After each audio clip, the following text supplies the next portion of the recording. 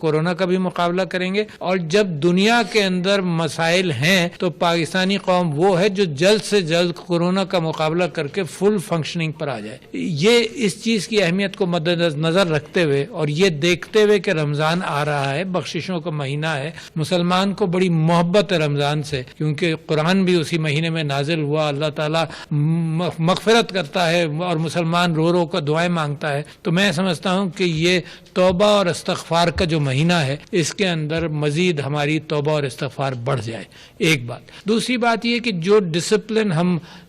باقی ہر جگہ lock down اور سوشل ڈسٹینسنگ کے اعتبار سے کر رہے ہیں، تو ہماری خواہش یہ ہے کہ مساجد کے اندر بھی وہی ہو۔ اچھا، میں یہ سمجھتا ہوں اور میں بلیو کرتا ہوں اس بات میں کہ مسلمان قوم، پاکستان کی قوم جو ہے وہ تیار ہے اب ایک بڑی قوم بننے کے لیے، اور میں امید کرتا ہوں کہ پاکستان کی قوم ڈسپلن